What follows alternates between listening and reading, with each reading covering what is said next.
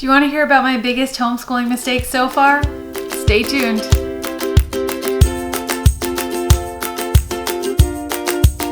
Hi everybody, welcome back to Project Happy Home. For those of you who are new here, I'm Tanya, a doctor lawyer turned homeschooling mom of 3 kids ages 7, 4, and 2. We have just wrapped up our first year of homeschooling and it was definitely an adventure. I made several mistakes along the way. So I thought it would be good to do a video on my biggest homeschooling mistakes so far, because I'm sure I have several to follow. This is an open collab and a lot of other great moms are participating in the collab, so make sure you check out the playlist down below so you see their biggest homeschooling mistakes.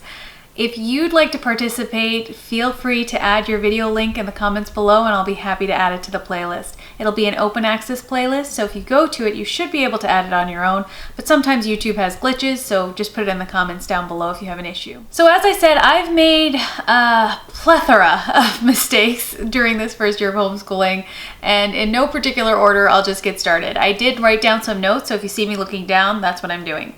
I would say my first mistake was to plan out a homeschool year kind of like you would plan out a regular public school teacher year. So I had taught 7th grade for a couple of years and I had planned out the entire year, and with scope and sequence and assignments and homework and tests, and everything was very orderly. Everything was set to complete in a certain amount of months, and I thought, you know, I have so much more flexibility now. Like, I'll be calling the shots, I'll make the schedule, so this should be even easier than school. Not really, because things happen when you're homeschooling that don't really happen when you're a teacher in a school. For example, you have random things like the dishwasher stops working, and so that day you have a repairman come and it throws off your schedule. You also have to take your kids to doctor's appointments and dentist appointments, and people get sick and you get sick and they get sick, and lots of things happen. Water heaters break, you have leaks, you have things to deal with in your school environment, which is really your house.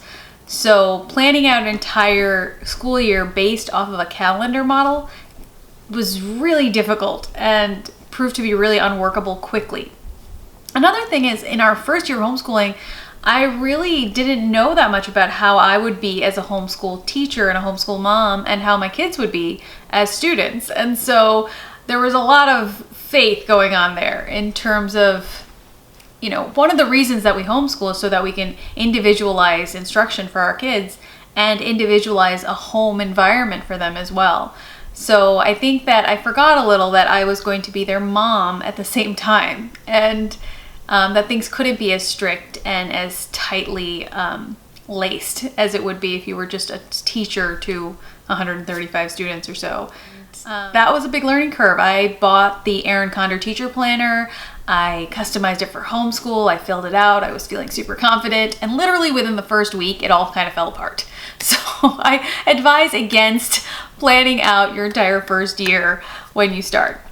Another thing is that I very much regret not having de-schooled us. So my son had gone to kindergarten and he had gone to many years of preschool before that. And when we started, I really should have taken the time to take a month off, a month or two, and just kind of relate to one another, to try to do informal schooling or schooling events kind of as they arose, without making it so structured. I mean, there was just one day where we were like on summer break, and the next day we started and it was like, we are going to homeschool now. And we had a whole schedule laid out for the whole day, and it was just the wrong way to go about it, because we had a lot of push and pull between us in terms of our attention spans, what we expected of each other, how we expected to learn and teach. And I think I could have learned that in a much easier way if I had taken the time to de-school, if I had taken myself off of a planner and sort of figured out a rhythm for us and a family rhythm for the day and for our weeks ahead. And I really do think at least 4 weeks of that would have been really good. So that was a big mistake of mine, to just sort of jump in without kind of figuring out who my kids are and who I am in the space of many days together, because I completely underestimated how much time you spend with your children when you're homeschooling. And I know that sounds silly, but you know, you think of it kind of like a school day, right? When I was working and my kids would go to school and we would all come home, it didn't feel like that long apart. I felt like I was with them a lot of the time. So how different could it be to add in 6 to 7 hours? But when you don't have any break at all from your kids and they don't have any break from you, your dynamic shifts and your relationship shifts and your impatience with each other grows, as does your love for each other.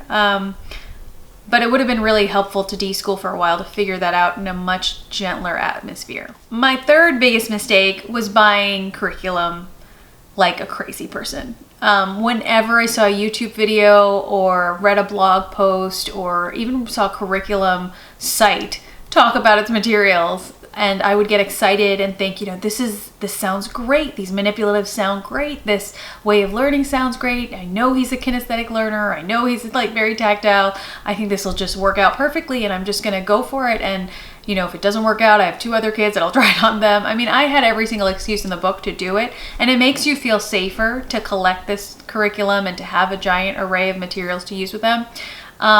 I think you should channel that energy into places like the Dollar Tree and Target Dollar Spot, because you can expend some of that nervous energy and that desire to have materials to use without breaking the bank.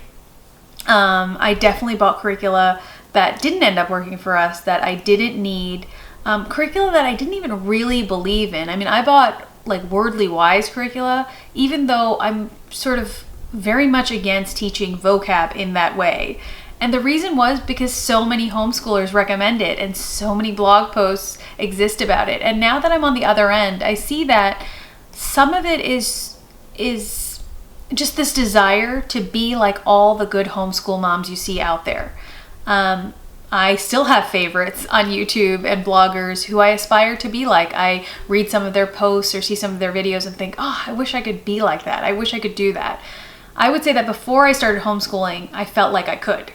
And after I started homeschooling and after I really met my kids for who they are and met me for who I am, I realized that, I can't be every type of homeschool mom. I can't be the very outdoorsy homeschool mom and the very artsy homeschool mom and the very Waldorfy homeschool mom and the very kids in the kitchen with you homeschool mom and the very, multiple like manipulatives and flashcards all being used creatively homeschool mom.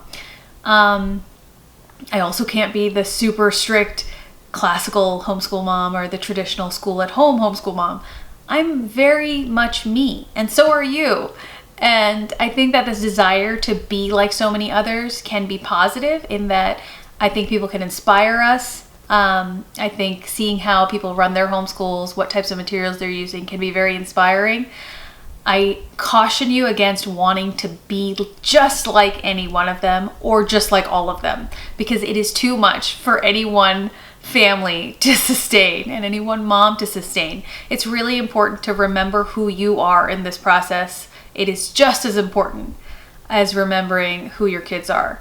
I know there's a lot of emphasis placed on figuring out what type of learner your kid is. How do they learn best? How do they like to read? How do they like to do math? But it is just as important to figure out what type of homeschool mom you are. What kind of teacher are you? Because if you do a million art activities with like a clenched face and like, getting worked up about every single thing that falls on the floor, that's probably not great for your kids. You might want to outsource that and send them to art class once a week or something. That might not be the best thing for you to do in your homeschool. If you scream and shriek at every single spider, maybe you don't want to go on like very in-depth nature walks with your kids into the woods. Maybe you want to stick to the path when you do that. Just remember that it's important to honor who you are as well. I definitely didn't at the beginning. I had this idea that I could be all things to my children. It's a little bit conceited, but I think more so it's just a misguided hope, like a misguided enthusiasm where you really feel like I can do this. I just have to put my best self forward and it'll all come together. I think in that first year especially, it would have been more beneficial to take care of myself and take care of my kids and really improve our relationship and how we related to one another so that there was an atmosphere of safety and respect and love and trust no matter what activity we did in homeschool. Probably one of my biggest mistakes in homeschooling last year was to join a co-op very early on, obviously before we started homeschooling, that did not gel ideologically with me and my faith. We joined Classical Conversations, which is a wonderful co-op, honestly, especially if you are a Christian homeschooler and like classical education. I think there's so many benefits that it affords. I really very much appreciate the idea of memory work and the idea of meeting with a co-op with other kids so that there could be some familiarity with the kids that they would meet on a regular basis. That being said, joining a co-op just for the sake of socialization is unnecessary. And that was something I was really afraid of before I started homeschooling. I thought, well, at least this way they'll meet kids. I mean, when you join the homeschooling environment, you realize that there's so many social events and so many play dates and so many gatherings that you really have to pick and choose what you go to. Socialization is not a problem for most people, especially if you live in a busy suburban or busy metropolis where there are other homeschoolers. So when I joined a co-op and I thought, it's okay that they have religious beliefs that are not in accord with my own. I mean, I spoke to the director. She said it would be fine. And honestly, people were very kind to me. But I would also say that they weren't very welcoming in the sense that they are busy and were busy with people of their kind. They had a lot of church activities going on. They had a lot of things to do on their own. And for me to sort of dismiss the fact that they were from a very different culture than me was a misstep on my part. I completely underestimated how different we would be. And it comes out in the little things, right? The little things you hear at lunch or the little things you encounter, the small slights.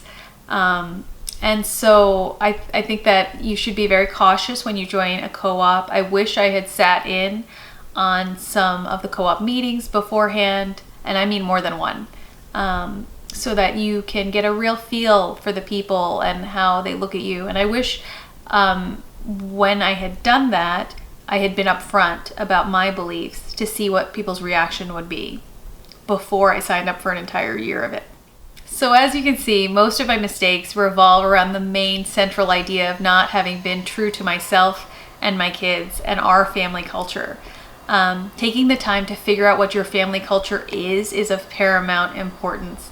Trying to figure out a natural rhythm for your days, and then bringing in things like curricula and manipulatives and materials and lists and checklists and planners and things is probably the way to go. If you're just starting homeschooling, I really recommend deschooling. I wish I had done it for at least a month just to figure out where we stood with each other.